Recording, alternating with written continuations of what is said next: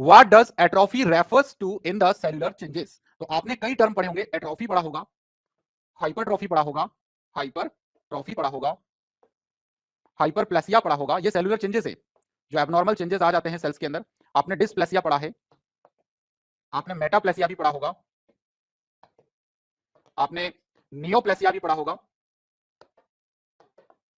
आपने एनाप्लेसिया भी पढ़ा होगा।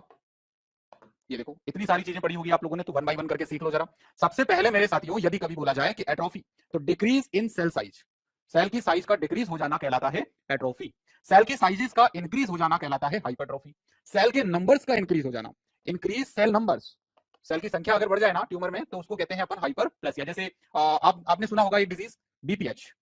तो बिनाइन प्रोस्टेट की फुल फॉर्म क्या होती है? तो बिनाइन प्रोस्टेट हाइपरट्रोफी भी होता है, राइट है ये भी, और बिनाइन प्रोस्टेट हाइपरप्लेसिया भी होता है।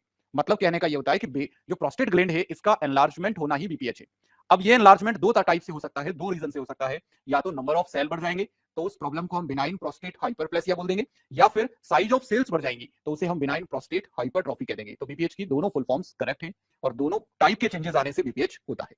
एक आपने डिस्प्लेसिया पढ़ा होगा, तो सेल की मॉर्फोलॉजी का डिस्टर्ब हो जाना। जैसे एकदम गोल होता है सेल, तो सेल की मॉर्फोलॉजी डिस्टर्ब होकर के यदि अगर इसकी शेप जो है वो एबनॉर्मल हो जाए, तो उसे हम डिस्प्लेसिया कहते हैं। एक normal abnormal cell normal cell को रिप्लेस कर दे, तो यदि अगर सेल का रिप्लेसमेंट हो जाता है, तो फिर उसको अपन मेटाप्लेसिया बोलते हैं। ठीक है ना, इतनी टर्म्स क्लियर हुई। एट्रोफी का मतलब डिक्रीज हो गई, हाइपरट्रोफी बढ़ गई, हाइपरप्लेसिया नंबर बढ़ गए, डिस्प्लेसिया में मॉर्फोलॉजी डिस्टर्ब हो गई, मेटाप्लेसिया के अंदर एक नॉर्मल सेल को एबनॉर्मल सेल ने रिप्लेस कर दिया। मतलब जैसे ट्यूमर ग्रो कर रहा है, तो उसके आसपास जो नॉर्मल सेल्स है उनको रिप्लेस करके भी एबनॉर्मल सेल पहुंच जाएगा, उसको अपन कहते हैं मेटाप्लेसिया।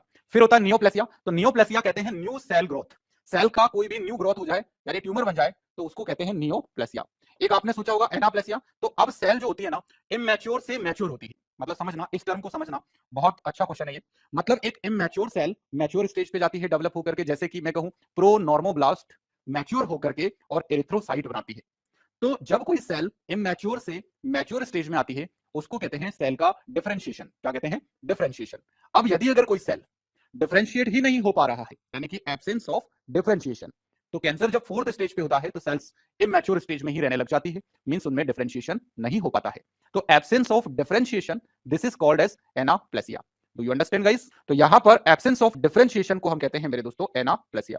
तो डिफरेंशिएशन यदि अगर नहीं हो पा रहा है सेल का, मतलब सेल इमैच्योर से मैच्योर नहीं हो पा रहा है, तो वो है एनाप्लेसिया। तो एट्रोफी पूछा था सिर्फ हमसे, तो क्या है atrophy? Decrease in the cell size, cell size का डिक्रीज हो जाना ही एट्रोफी होता है। Increase cell size hypertrophy, increase number hyperplasia, abnormal cell growth, तो एबनॉर्मल सेल ग्रोथ को नियोप्लेसिया हम कह देंगे। Do you understand everyone?